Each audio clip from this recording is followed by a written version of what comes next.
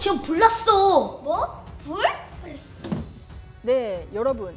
화재 발생이 의심되는 상황인데요. 혹시 여러분은 불이 나는 것을 본 적 있나요?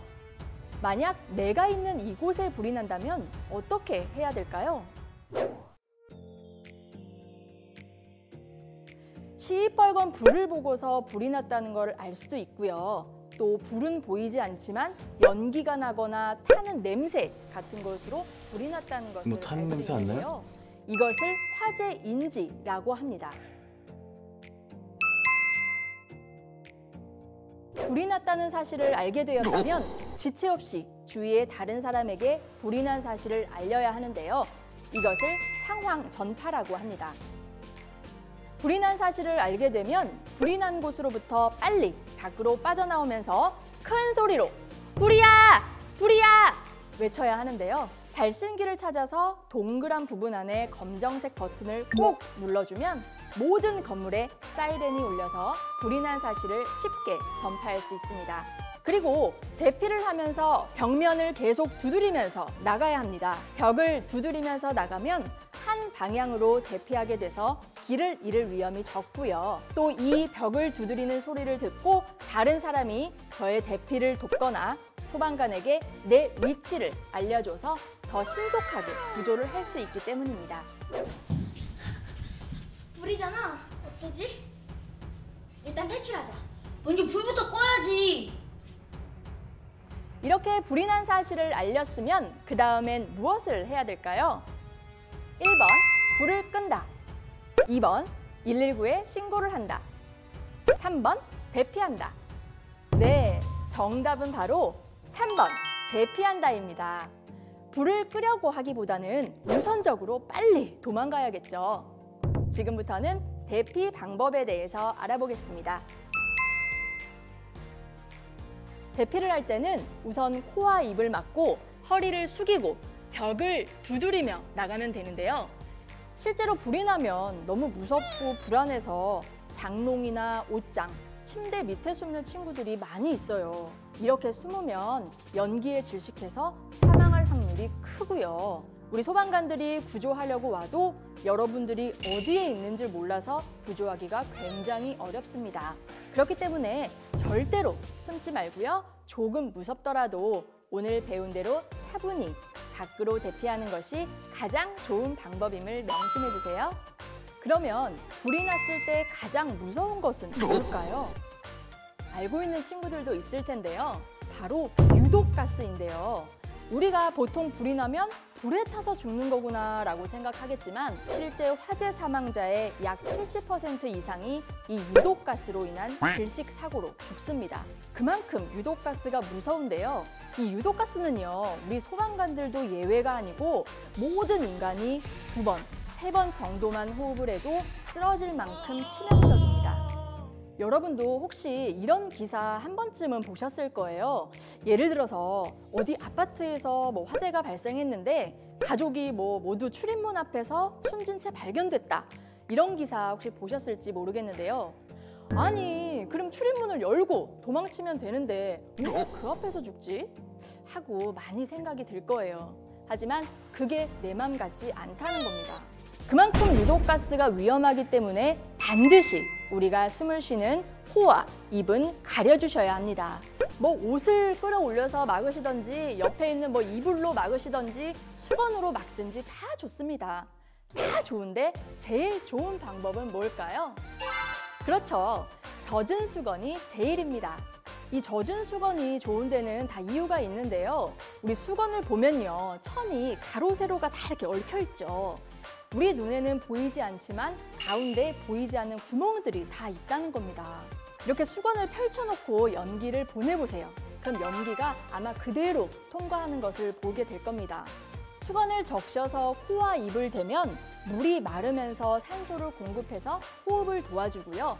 또 유독가스와 뜨거운 공기가 젖은 수건에 붙어서 가스 중독과 기도 화상을 막을 수 있습니다. 그래서 젖은 수건이 제일 좋다고 하는 건데요. 그런데요, 또 이 젖은 수건 찾으려고 대피 시간 지체하지 마시고요. 이것도 할 수 있을 때 하는 겁니다. 아셨죠? 코랑 입을 가리는 게 가장 중요하다는 사실 잊지 마세요. 코랑 입을 막았다면 허리를 최대한 낮게 숙여야 합니다. 왜 허리를 숙일까요? 우리 뜨거운 공기는 위로 가고 찬 공기는 바닥으로 내려가는 대류 현상 때문입니다.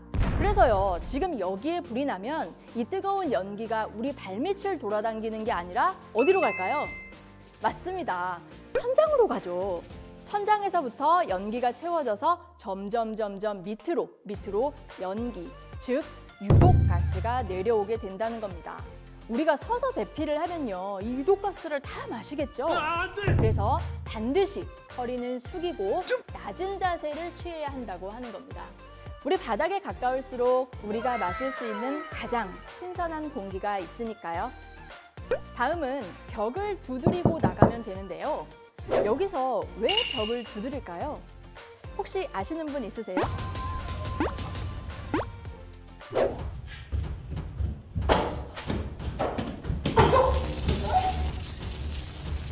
왜 세훈이 어디 갔지? 아무것도 안 보여. 갑자기 불 튀어나오는 거 아니겠지? 네, 불이 나면 건물이 정전이 됩니다. 그럼 실내에 전등이 다 꺼져서 어둡겠죠? 이렇게 어두워진 실내에서는 앞이 보이지 않아서 방향을 잃을 수도 있고 바로 앞이나 벽 또는 물건 등에 부딪힐 수도 있어요. 이럴 때 왼손이든 오른손이든 한쪽 벽을 두드리면서 나가면 길을 잃지 않고 출입구를 찾을 수 있습니다. 문이 보이지 않는다고 되돌아가거나 친숙한 방향으로 다시 이동할 경우에는 길을 잃을 수 있으니까요. 꼭 한 방향으로 따라가야 한다는 것 잊지 마세요. 출입구나 또 복도 같은 데 보면요, 뛰어가는 사람 모양이나 화살표 모양의 유도등이라고 불리는 것을 본 적이 있을 거예요. 이렇게 벽을 두드리면서 가다가 문이 나와서 문 위를 봤는데 이 녹색의 유도등이 있다면 그 문은 대피할 수 있는 문이 맞고요. 문이 나왔는데 문 위에 이런 유도등이 붙어 있지 않다면 그건 고립되는 문이니까 절대로 열지 말고 다시 벽을 두드리면서 짚어가면서 다른 문을 찾아야 합니다. 자, 그럼 지금 여러분이 있는 건물에도 유도등이 있을 텐데요. 한번 찾아볼까요? 참, 이 유도등은요, 우리나라뿐만 아니라 다른 나라에 가도 비슷한 모양이니까요. 혹시 엄마 아빠랑 해외여행을 갔다가 불이 났을 경우에도 똑같이 이 유도등을 따라서 대피하면 좋겠네요. 마지막으로 꼭 문을 닫고 대피해 주세요. 문을 닫으면 불과 연기가 내가 가는 방향으로 따라오는 것을 막아줄 수 있겠죠. 일단은 문이 막아줘서 다른 곳으로 불이나 연기가 퍼지는 것을 늦춰줄 수 있기 때문에 꼭 문을 닫고 대피하는 것도 잊지 마세요. 자, 이렇게 안전한 곳으로 대피했다면 빨리 119에 신고를 해야 하는데요. 혹시 여러분 집 주소 알고 있나요? 만약에 당황해서 우리 집 주소가 생각이 안 나거나 집이 아닌 다른 곳에 있다면 어떻게 신고를 해야 될까요? 우리 건물 밖에 보면요, 도로명 주소가 붙어 있죠. 소방관 아저씨께 이 주소를 또박또박 알려주면 되고요. 혹시나 주소가 안 보이면 주변에 큰 건물이나 또 간판에 있는 전화번호 등을 알려줘도 찾는 데 도움이 되니까 어디서 불이 났는지 또 몇 층에서 불이 났는지 등을 정확하게 알려주세요. 이번엔 소화기로 불을 끄는 방법을 알아볼게요. 초등학교 3학년 이하의 친구들은 소화기 사용을 하지 말고 119 신고와 대피 활동만 해주세요. 여러분, 혹시 소화기를 아시나요? 작은 불이 난 경우라면 이 소화기를 사용해보는 것도 좋은데요.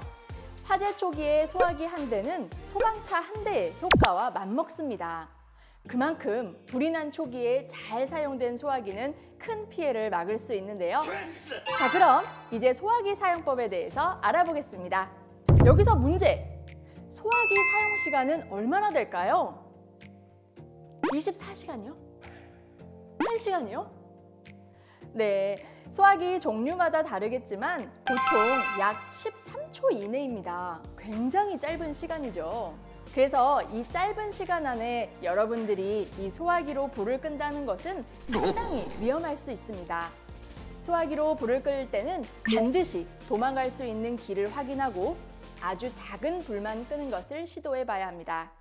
만약 불을 끌 수 없다면 신속하게 대피하고 절대로 무리해서 불을 끄려는 시도는 하지 말아주세요. 그럼 소화기 사용법 어떻게 하는 걸까요? 소화기를 가지고 불이 난 곳에 가져가서 안전핀을 뽑고 한 손으로 소화기 노즐을 꺼내서 잡고 다른 한 손으로 손잡이를 움켜잡아서 불이 난 곳을 향해 뿌려줍니다.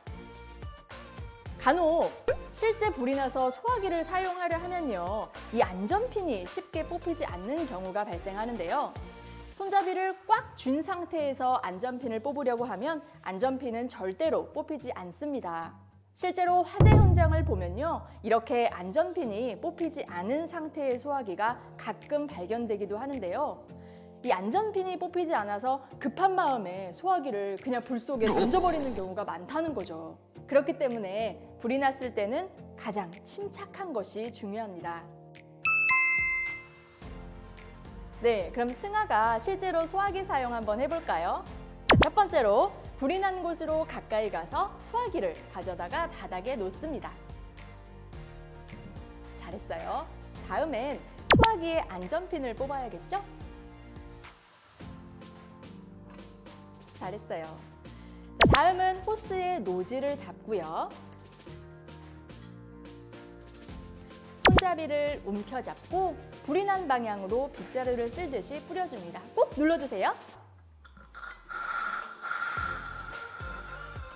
네, 지금은 이렇게 연기가 나가지만 사실은 이 호스에서 밀가루 같은 분말가루가 나와서 이 가루가 불을 덮어서 꺼줄 거예요. 잘했습니다.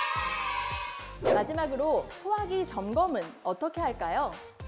이 소화기 사용 기간은 10년입니다. 소화기에 표시된 제조 날짜를 확인한 후에 10년이 지났다면 새 제품으로 교환을 해주시고요. 소화기는 직사광선과 습기가 없는 곳에서 보관해주세요.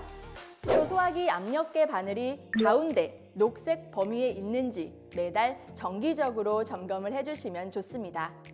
여러분, 2012년 2월부터 우리 집집마다 소화기와 단독 경보용 감지기를 의무적으로 설치하도록 되어 있는데요.